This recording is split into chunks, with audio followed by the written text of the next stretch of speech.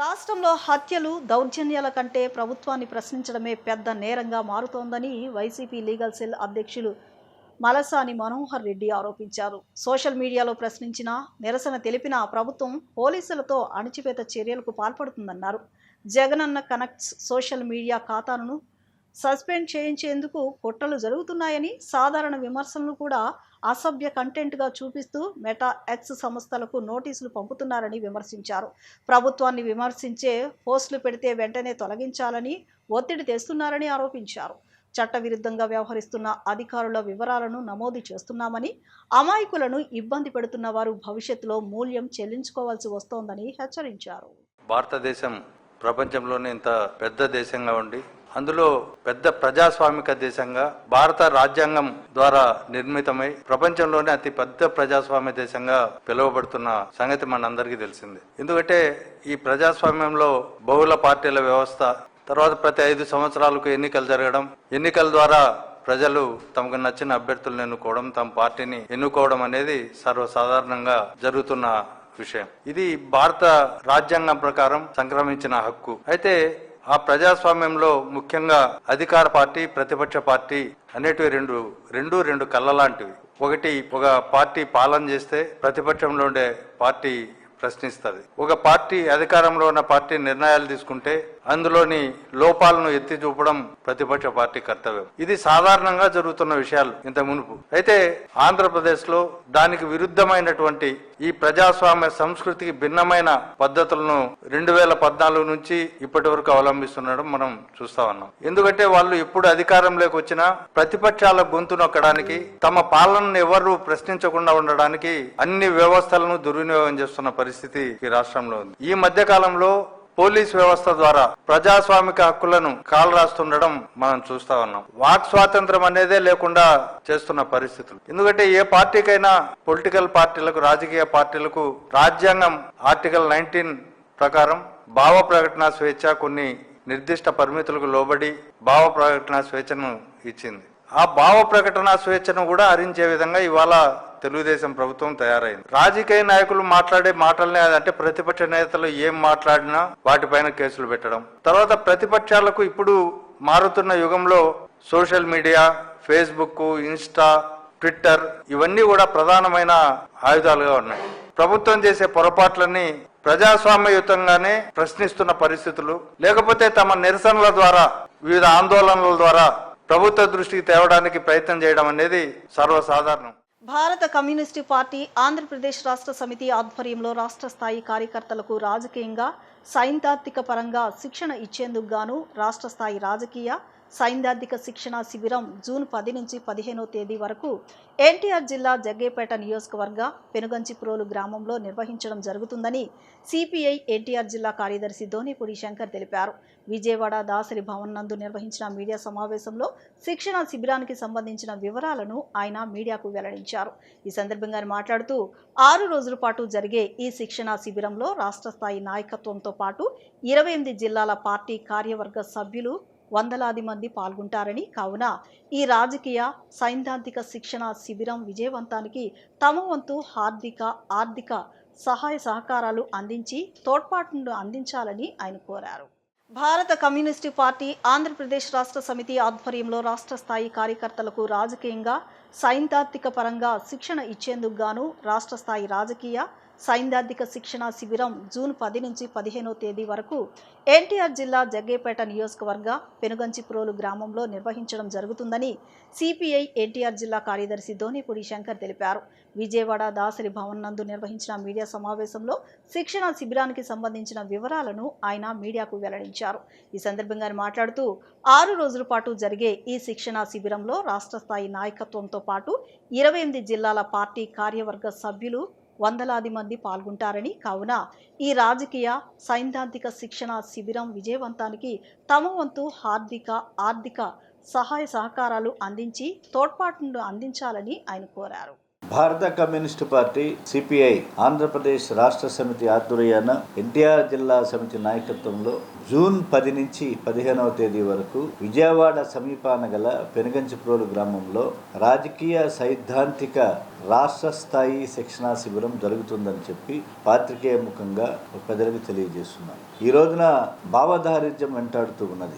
యువతని మేలుకొల్పవలసినటువంటి అవసరం ఉన్నది. జాగృతం చేయవలసినటువంటి అవసరం ఉన్నది. పార్టీ శ్రేణులను మరింత చైతన్యవంతం చేయడం ద్వారా రాబోయేటువంటి కాలంలో మితవాద శక్తులపైన పోరాటం చేయవలసినటువంటి బాధ్యత కమ్యూనిస్టు శ్రేణులపైన ఉన్నది. దేశవ్యాప్తంగా జరుగుతున్నటువంటి మార్పులను మనం పరిశీలిస్తూ ఈ మార్పులను అధ్యయనం చేస్తూ దాని నుంచి గుణపాఠాలను తీసుకుంటూ యువతని ప్రత్యేకించి చైతన్యవంతం చేసే దానిలో భాగంగా 28 జిల్లాల కార్యవర్గ సభ్యుల స్థాయి, రాష్ట్ర స్థాయి నాయకత్వం 1000 మంది ఈ రాజకీయ శిక్షణా శిబిరంలో పాల్గొంటారు. కాబట్టి పార్టీ శ్రేణులు, ప్రజలు ఆర్థికంగా సహకరించి ఈ శిబిరాన్ని జయప్రదం చేయవలసిందిగాను ఈ సందర్భంగా విజ్ఞప్తి చేస్తున్నారు. ఇవాళ చరిత్రను మార్చివేస్తున్నారు. చరిత్ర గమనాన్ని మార్చివేసేటువంటి ప్రయత్నాలు జరుగుతున్నాయి. కాబట్టి వాస్తవమైనటువంటి చరిత్ర, భారతదేశ చరిత్ర, భారతీయ సంస్కృతి వీటన్నిటినీ కూడా వాస్తవాలను తెలియజేసేటువంటి ప్రయత్నంలో భాగమే ఈ రాజకీయ సైద్ధాంతిక శిక్షణా శిబిరం. రాష్ట్ర వ్యాప్తంగా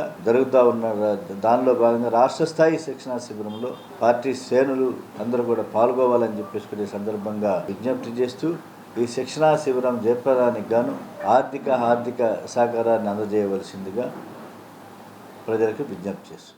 శ్రీ శనేశ్వర స్వామి జయంతి శని అమావాస్యను పురస్కరించుకుని విజయవాడ సీతమ్మ వారి పాదాల వద్ద ఉన్న శ్రీ ప్రత్యేక శనేశ్వర స్వామి వారి దేవాలయంలో ఈ నెల 16వ తేదీన శనివారం ప్రత్యేక పూజలు, హోమాలు నిర్వహిస్తున్నట్లు ఆలయ కార్యనిర్వహణాధికారి కె శ్రీనివాసరెడ్డి తెలిపారు. ఉదయం 5 గంటల నుంచి స్వామివారికి తైలాభిషేకం, కలశ పూజ, హోమం జరుగుతోందని చెప్పారు. భక్తులు స్వామివారిని దర్శించుకుని స్వామివారి కృపకు పాత్రులు కావాలని కోరారు. శ్రీ శనేశ్వర స్వామి జయంతి శని అమావాస్యను పురస్కరించుకుని విజయవాడ సీతమ్మ వారి పాదాల వద్ద ఉన్న శ్రీ ప్రత్యేక శనేశ్వర స్వామి వారి దేవాలయంలో శనివారం ప్రత్యేక పూజలు నిర్వహిస్తున్నారు. ఈ సందర్భంగా కార్యక్రమాల వివరాలు తెలిపే కరపత్రాలను కార్యనిర్వహణాధికారి కె శ్రీనివాసరెడ్డి, ప్రధాన అర్చకులు శ్రీమన్నారాయణమూర్తి, ఆలయ అర్చకులు, కమిటీ సభ్యులు ఆవిష్కరించారు. అనంతరం కార్యనిర్వహణాధికారి శ్రీనివాసరెడ్డి మాట్లాడుతూ శని అమావాస్య శనేశ్వర స్వామి జయంతి సందర్భంగా శనివారం ఉదయం 5 గంటల నుంచి స్వామివారికి 5 గంటల నుంచి తైలాభిషేకం, 8 గంటలకు కలశ పూజ, 9:30 గంటలకు హోమం ప్రారంభమవుతాయని అన్నారు. ఈ 3 కార్యక్రమాలను ప్రజలు సద్వినియోగం చేసుకుని స్వామివారి కృపకు పాత్రులు కావాలని కోరారు. భక్తులకు ఎటువంటి అసౌకర్యం కలగకుండా తాగునీరు, మజ్జిగ, ఉచిత ప్రసాదం, అన్నదాన కార్యక్రమాలు ఏర్పాటు చేశామన్నారు. ప్రధాన అర్చకులు శ్రీమన్నారాయణమూర్తి మాట్లాడుతూ 16వ తేదీ శనివారం శని అమావాస్యను పురస్కరించుకొని స్వామివారికి వేకువజామునే సుప్రభాత సేవ, పంచామృతాభిషేకం, ఉదయం 5 గంటల నుంచి భక్తులకు ప్రవేశం కల్పిస్తామన్నారు. స్వామివారి జయంతి సందర్భంగా స్వామివారికి ప్రత్యేకంగా కలశ పూజ జరుగుతుందన్నారు. 108 కలశాలతో స్వామివారికి అభిషేకం, పూజ జరుగుతోందని, ఈ కలశ పూజ ఉదయం 8 గంటలకు ప్రారంభమవుతుందని తెలిపారు. 9 గంటల నుంచి శ్రీ శనేశ్వర స్వామి హోమం జరుగుతుందన్నారు. భక్తులందరూ స్వామివారిని దర్శించుకుని తీర్థ ప్రసాదాలు స్వీకరించాలని కోరారు. దేవస్థానం వారు అన్ని ఏర్పాట్లు చేశారన్నారు. కాబట్టి భక్తులందరూ శని అమావాస్య, శని జయంతిని పురస్కరించుకొని స్వామివారికి చేసే తైలాభిషేకం, కలశ పూజ, శనీశ్వర హోమం ఇత్యాది పుణ్య విశేష క్రతువులలో పాల్గొని స్వామివారి కృపకు పాత్రులు కావాలని కోరారు. ఓం నీలాంజన సమాభాసం రవిపుత్రం యమాగ్రజం ఛాయామార్తాండ సంభూతం తం నమామి శనైశ్వరం. విజయవాడ పరమ పవిత్ర కృష్ణానది తీరాన సీతమ్మవారి పాదాల వద్ద వేంచేసిన ప్రత్యేక శ్రీ శనేశ్వర స్వామివారి దేవాలయంలో శనేశ్వర స్వామివారి జయంతి సందర్భంగా 16/5/2026 శనివారం శని అమావాస్యను పురస్కరించుకొని స్వామివారికి ఉదయం వేకువజామునే సుప్రభాత సేవ, పంచామృతాభిషేకం, ఉదయం 5 గంటల దగ్గర నుంచి భక్తులందరికీ ప్రవేశం కల్పించబడుతుంది. శనేశ్వర స్వామివారి జయంతి కాబట్టి స్వామివారికి ప్రత్యేకించి కలశ పూజ జరుగుతుంది. 108 కలశాలతో స్వామివారికి అభిషేకం, పూజ జరుగుతాయి. ఈ కలశ పూజ ఉదయం 8 గంటలకు ప్రారంభించబడుతుంది. 9 గంటలకు కలశ పూజ పూర్తయిపోతుంది. 9 గంటల దగ్గర నుంచి శనీశ్వర హోమం జరుగుతుంది. ఈ కార్యక్రమానికి భక్తులందరూ కూడా స్వామివారిని దర్శించి తీర్థప్రసాదాలను స్వీకరించి తరించ ప్రార్థన. దేవస్థానం వారు అన్ని ఏర్పాట్లు చేసి ఉన్నారు. కాబట్టి భక్తులందరూ కూడా శని అమావాస్య, శని జయంతిని పురస్కరించుకొని స్వామివారికి చేసేటువంటి శనీశ్వర తైలాభిషేకం, కలశ పూజ, శనీశ్వర హోమం ఇత్యాది పుణ్య విశేష క్రతువులలో పాల్గొని స్వామివారి కృపకు పాత్రలు కావాల్సిందిగా కోరుచున్నాము. శ్రీ ప్రత్యేక శనీశ్వర స్వామివారి ఆలయం నాకు కార్యనిర్వహణాధికారిగా పనిచేస్తున్నాను. మే 16వ తారీఖున శనివారం ఉదయం 5 గంటల నుంచి శని అమావాస్య, శని జయంతి పురస్కార సందర్భంగా స్వామివారికి 5 గంటల నుంచి తైలాభిషేకం స్టార్ట్ అవును. 8 గంటలకు స్వామివారి జయంతి సందర్భంగా కలశ పూజ స్టార్ట్ అవును. స్వామివారి శని అమావాస్య వలన స్వామివారికి 9:30కి హోమం ప్రారంభమగును. ఈ 3 కూడా ప్రజలందరూ కూడా, భక్తులందరూ కూడా ఈ అవకాశాన్ని సద్వినియోగం చేసుకొని స్వామివారి కృపకు పాత్రులు కావాల్సిందిగా కోరుతున్నాము. మరియు భక్తులు ఎక్కువ మంది వచ్చే అవకాశం ఉన్నందున వాళ్ళందరికీ టెంట్ వేసి, టెంట్ కింద మరియు వాటరు, మజ్జిగ, ప్రసాదములు, ఉచిత ప్రసాదములు మరియు అన్నదానం కూడా ఏర్పాటు చేసి ఉన్నాము. కావున భక్తులందరూ కూడా అవకాశాన్ని సద్వినియోగం చేసుకొని స్వామివారి కృపకు బాధ్యులు కావాల్సిందిగా మనస్ఫూర్తిగా కోరుకుంటున్నాను. అందరికీ నమస్కారం. రేపు శనీశ్వర స్వామి జయంతి సందర్భంగా ఆ రోజు అందరూ వచ్చి హోమంలో పాల్గొని శనీశ్వరుని కృపకు పాత్రలు కావాల్సిందిగా కోరుచున్నాను. విజయవాడను పరిశుభ్రతతో ఆదర్శ నగరంగా తీర్చిదిద్దాలని నగరపాలక సంస్థ కమిషనర్ ధ్యానచంద్ర అన్నారు. నగర పర్యటనలో భాగంగా NTR colony, veterinary colony, Srinivasa Nagar bank colony, film colony, Bharatinagar, Gurunanak colony ప్రాంతాల్లో విస్తృతంగా పర్యటించి క్షేత్రస్థాయిలో పరిశీలనలు నిర్వహించారు. ఆయా ప్రాంతాల్లో పారిశుద్ధ్యం, రహదారుల పరిస్థితి, మరుగుదొడ్ల నిర్వహణ, నిర్మాణ వ్యర్థాల నిర్వహణ తదితర అంశాలను అధికారులతో కలిసి పరిశీలించారు. ఈ సందర్భంగా కమిషనర్ మాట్లాడుతూ నగరాన్ని పరిశుభ్రంగా ప్రజలకు అనుకూలంగా తీర్చిదిద్దేందుకు ప్రతి విభాగం సమన్వయంతో పనిచేయాలని అధికారులను ఆదేశించారు. ముఖ్యంగా నగరంలో ఖాళీ స్థలాల్లో పేరుకుపోయిన చెత్త వ్యర్థాలను ప్రత్యేక డ్రైవ్ నిర్వహించి తక్షణమే తొలగించాలని సూచించారు. ఎక్కడైనా చెత్త పేరుకుపోకుండా శానిటేషన్ సిబ్బంది నిరంతరం పర్యవేక్షణ చేయాలని తెలిపారు. ప్రజా మరుగుదొడ్ల నిర్వహణపై ప్రత్యేక దృష్టి పెట్టాలని, అన్ని మరుగుదొడ్లను పరిశుభ్రంగా ఉంచడమే కాకుండా అవసరమైన మరమ్మతులను వేగంగా పూర్తి చేయాలని సంబంధిత అధికారులకు ఆదేశించారు. ప్రజలకు ఎటువంటి అసౌకర్యం కలగకుండా పరిశుభ్రత ప్రమాణాలు పాటించాలని సూచించారు. అలాగే విజయవాడను గుంతలు లేని నగరంగా తీర్చిదిద్దడమే లక్ష్యంగా పనిచేయాలని కమిషనర్ పేర్కొన్నారు. రహదారులపై ఎక్కడైనా గుంతలు కనిపించిన వెంటనే మరమ్మతులు చేపట్టి ప్రజలకు సురక్షిత ప్రయాణ వాతావరణం కల్పించాలని ఇంజనీరింగ్ సిబ్బందికి సూచించారు. నగరంలో నిర్మాణ వ్యర్థాలు రోడ్లపై ఖాళీ ప్రదేశాల్లో వేయకుండా పట్టణ ప్రణాళిక విభాగం అధికారులు క్రమం తప్పకుండా పర్యవేక్షణగా నిర్వహించాలని అన్నారు. నిర్మాణ వ్యర్థాలను తప్పనిసరిగా ఎక్సెల్ ప్లాంట్కు తరలించేలా చర్యలు తీసుకోవాలని ఆదేశించారు. బుడమేరు వరద ముప్పు నుంచి విజయవాడ నగరాన్ని శాశ్వతంగా రక్షించుకునేందుకు రాష్ట్ర ప్రభుత్వం ప్రకటించిన ఆపరేషన్ బుడమేరును యుద్ధ ప్రాతిపదికన అమలు చేయాలని సిపిఐ ఎన్టీఆర్ జిల్లా కార్యదర్శి దోనేపూడి శంకర్ డిమాండ్ చేశారు. 2024 ఆగస్టు 31న సంభవించిన బుడమేరు ప్రళయాన్ని నగరం ఎప్పటికీ మర్చిపోలేదని, 16 డివిజన్ల ప్రజలు 10 రోజుల పాటు నరక యాతన అనుభవించడమే కాకుండా 24 మంది ప్రాణాలు కోల్పోవడం అత్యంత బాధాకరమని ఆవేదన వ్యక్తం చేశారు. వరద సమయంలో ముఖ్యమంత్రి చంద్రబాబు నాయుడు నగరంలోనే ఉండి సహాయక చర్యలు పర్యవేక్షించి బుడమేరు ముంపుకు అడ్డుకట్ట వేస్తామని ఇచ్చిన హామీలు నేటికి కాగితాలకే పరిమితమయ్యాయని విమర్శించారు. శాంతినగర్ వద్ద గండిని పూడ్చేందుకు 35 కోట్లు మంజూరు చేసినప్పటికీ కేవలం 365 మీటర్లు రక్షణ గోడను మాత్రమే నిర్మించి పనులు మధ్యలోనే నిలిపివేయడం ప్రభుత్వ నిర్లక్ష్యానికి నిదర్శనమని శంకర్ మండిపడ్డారు. ఆపరేషన్ బుడమేరును తక్షణమే రాష్ట్ర ప్రభుత్వం అమలు చేయాలి. 2024 ఆగస్టు 31వ తేదీ కాలరాత్రి. ప్రజలు మర్చిపోలేరు. విజయవాడ నగరం బుడమేరు వరద నీటితో 16 డివిజన్లు 10 రోజుల పాటు వరద నీటితో సహజీవనం, 24 మంది చనిపోవటం జరిగింది. లక్షలాది రూపాయల ఆస్తి నష్టం జరిగింది. ప్రజలు నిరాశలయ్యారు. ఏ కొండూరు నుంచి ప్రారంభమైనటువంటి బుడమేరు విజయవాడ నగరం మీదుగా వేలుపూరు, ఉప్పులూరు గుండా, గుడివాడ గుండా, ఉప్పుగుండూరుని కొల్లేరు మీదుగా ఉప్పుగుండూరులో సముద్రంలో కలిసి 128 కిలోమీటర్ల ప్రవాహ తీరం. అడుగడుగునా గళ్ళు పడినాయి. అడుగడుగునా పూడిగా తీసివేత చేసేటువంటి పరిస్థితి లేదు. కాబట్టి ఈ సందర్భంలో ప్రభుత్వం ఏం చర్యలు తీసుకుంది? రాష్ట్ర ముఖ్యమంత్రి గౌరవనీయులు నారా చంద్రబాబు నాయుడు గారు 10 రోజుల పాటు విజయవాడ నగరంలో ఉండి సహాయక కార్యక్రమాల పర్యవేక్షణ. తర్వాత ఏమిటి? ఆ రోజున వారు స్పందించి బాధా పరితప్త హృదయంతో ఆపరేషన్ బుడమేరుని అమలు చేస్తాం, విజయవాడ దుఃఖదాయనిగా పేరుగాంచిన బుడమేరు దాన్ని అడ్డుకట్ట వేస్తామని చెప్పేసి వాగ్దానం చేసి, కానీ ఈనాటి వరకు దానిపైన ఏమైనా ఇసుమంతైనా ప్రయత్నం చేశారా అని చెప్పేసి నేను అడుగుతున్నా. ఇబ్రహీంపట్నం కొండపల్లి మధ్యన శాంతినగర్ వద్ద పెద్ద గండి పడింది. 35 కోట్ల రూపాయలు శాంక్షన్ చేశారు. 500 మీటర్ల పొడవున రక్షణ గోడ. 500 మీటర్లు అంటే ఎంతవరకు వస్తుంది? ఒక గండి పొడ్చడానికి 365 మీటర్లు మాత్రమే రక్షణ గోడని పని ఆగిపోయింది. ఆ తర్వాత రాయనపాడు, ఇపూరు, విజయవాడ నగరం దిగువ భాగం, ఎనిగేపాడు అండర్ టన్నల్ ఛానల్ 20,000 క్యూసెక్కులు వాటర్ను పోవటానికి మార్గం సుగమం చేయాలని చెప్పి అనేక దఫాలుగా భారత కమ్యూనిస్ట్ పార్టీ మేము ఈ 2 సంవత్సరాల కాలంగా ఆపరేషన్ బుడమేరు పైన పోరాటం చేస్తున్నాము.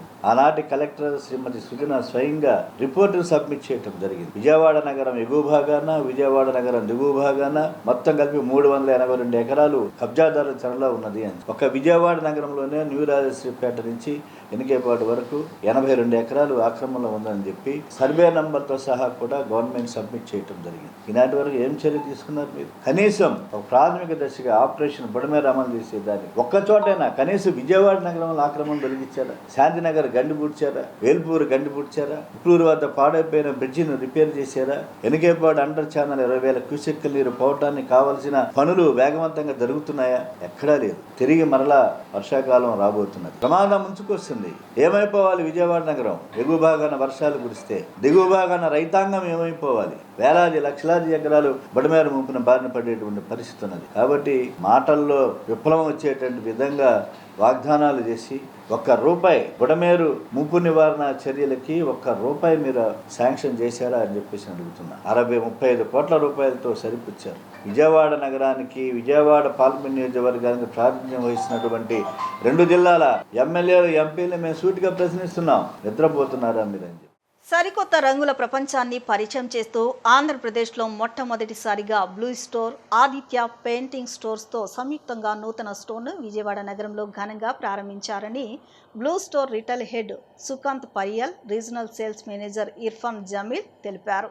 ఈ స్టోర్ వాస్తవికత అనుభూతిని కలిగిస్తోందని, పెయింటింగ్ అనుభవాన్ని కొత్తగా నిర్వచిస్తోందని చెప్పారు. విజయవాడ నగర పరిసర ప్రాంతాల వారు ఈ నూతన స్టోర్ను సందర్శించాలని, ఈ అవకాశాన్ని సద్వినియోగం చేసుకోవాలని వారు కోరారు. స్ఫూర్తి డిజైన్ ప్రీమియం రంగుల మేళవింపుతో బ్లూ స్టోర్ వారి నూతన ఆదిత్య పెయింట్ స్టోర్స్ నగరంలో మధురానగర్ పప్పుల మిల్లు సెంటర్ ఎదురుగా ఘనంగా ప్రారంభమైంది. ఈ నూతన స్టోర్ను blue store retail head Sukant Pariyan, regional sales manager Irfan Jameel, aerial sales manager Prateek Mahapatra, AID and blue store manager Sanjana Dargan, Aditya paint stores అధినేత పివిపి చైతన్య, ప్రదీప్లతో కలిసి లాంఛనంగా ప్రారంభించారు. ఈ సందర్భంగా వారు మాట్లాడుతూ విజయవాడ నగరంలో మధురానగర్ పప్పుల మిల్లు సెంటర్ నందు ఆంధ్రప్రదేశ్లో మొట్టమొదటిసారిగా బ్లూ స్టోర్ తన నూతన స్టోర్ను ఘనంగా ప్రారంభించిందన్నారు. స్ఫూర్తి డిజైన్ మరియు ప్రీమియం రంగుల మేళవింపుతో బ్లూ స్టోర్ వారి నూతన ఆదిత్య పెయింటింగ్ స్టోర్స్ మీకు అందుబాటులోకి వచ్చిందని, ఈ స్టోర్ వాస్తవికత అనుభూతిని కలిగిస్తోందని, పెయింటింగ్ అనుభవాన్ని కొత్తగా నిర్వచిస్తోందని చెప్పారు. బ్లూ స్టోర్ అనేది ఒక నమ్మకమైన బ్రాండ్ అని, అటువంటి నమ్మకమైన సంస్థ ఇప్పుడు విజయవాడ నగరంలో ఆదిత్య పెయింట్ స్టోర్స్తో ఆంధ్రప్రదేశ్లో అడుగుపెట్టడం సంతోషకరంగా ఉందన్నారు. ఈ నూతన స్టోర్ దినదిన అభివృద్ధి చెందుతూ మరింత వృద్ధిలోకి రావాలని ఆకాంక్షించారు. ప్రతి కొనుగోలుదారికి ఏదైనా పెయింటింగ్ కొనాలి అంటే వారికి ఒక అనుమానం ఉంటుందని, వాల్ మీద రంగు అనేది ఏ విధంగా ఉంటుంది, ఒక స్పష్టత లేకుండా ఉంటుందన్నారు. అటువంటి అనుమానాలను దూరం చేస్తూ ఆదిత్య పెయింట్ స్టోర్స్ వాస్తవికత అనుభూతిని కలిగించే విధంగా ఏర్పాటైందని, విజయవాడ నగర పరిసర ప్రాంతాల వారు ఈ నూతన స్టోర్ను సందర్శించాలని, ఈ అవకాశాన్ని సద్వినియోగం చేసుకోవాలని వారు కోరారు. ఈ కార్యక్రమంలో బి రాధా, వినూత్న, ఆదిత్య, ప్రదీప్, ఆకాంక్ష, అనిత తదితరులు పాల్గొన్నారు. It's a very proud and happy occasion for us, in not only for Vijayawada and entire Andhra Pradesh. Today marks a very important milestones with this inauguration of the first ever Blue Store, Dulux Blue Store in Andhra Pradesh. And this, if you see this is not just a paint store. It's a completely experience, touch and feel experience zone where any consumer can come and transform their entire spaces through, if you see the panel which we have, the best in class products of Dulux, all the new products, the finishes which we are launching, they can come here, experience those, and they can also use tech to have a visualization before they go and paint their houses. So this gives you a one stop solution for transforming the entire space they have.